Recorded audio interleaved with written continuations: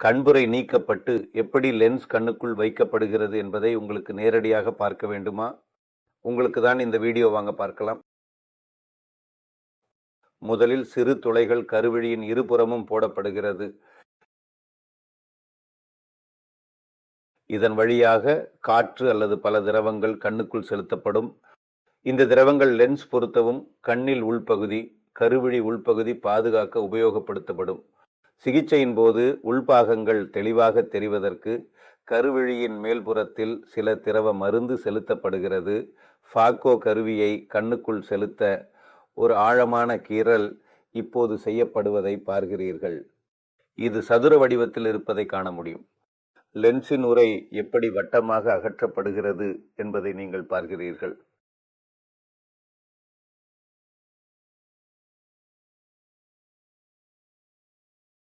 திரவத்தை உள்செலுத்தும் ஊசி மூலம் திரவம் உள் செலுத்தப்பட்டு லென்ஸ் இரண்டு பகுதிகளாக பிரிக்கப்படுகிறது. அவை மையப்புரை மற்றும் புறப்புரை.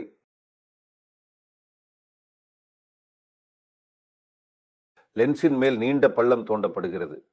ஃபாக்கோ சாப்பரால் லென்ஸ் வெட்டப்படுகிறது. லென்ஸ் உடைக்கப்படுகிறது 8 துண்டுகளாக.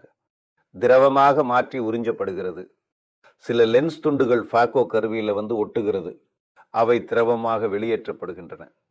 ஆற்றல் அல்லது சக்தி மிக குறைவாகவே தேவைப்படுகிறது.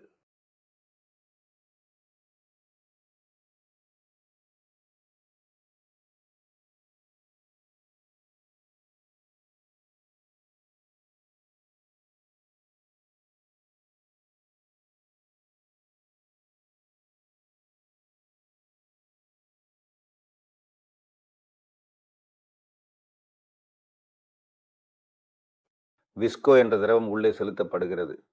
நீர் பாய்ச்சும் மற்றும் நீர் உறிஞ்சும் ஊசிகள் மூலம் கண் சுத்தம் செய்யப்பட்டு சின்ன துகள்கள் அகற்றப்படுகின்றன.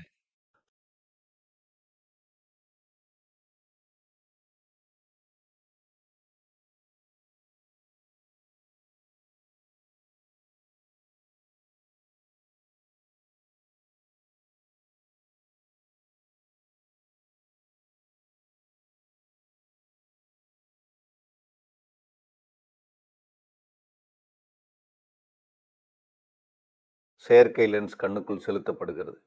அது மடிந்த நிலையில் உள்ளே போய் விரிந்து தன் நிலையில் அமர்கிறது.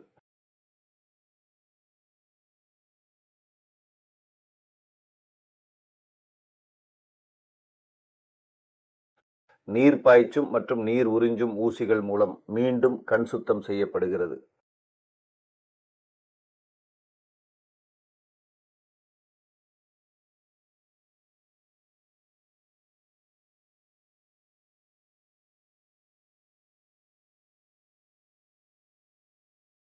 அறுவை சிகிச்சையின் மூலம் உருவாக்கப்பட்ட துளைகளும் கீறலும் அதுவாகவே மூடிக்கொள்கின்றன.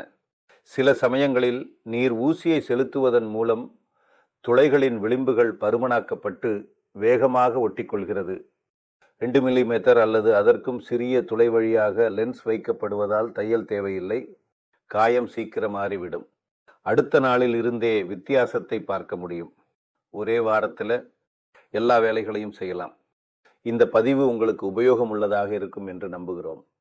டாக்டர் சுரேஷ் கண் மருத்துவமனை சார்பில் நலம் வாழ வாழ்த்துகிறோம். நன்றி, வணக்கம்.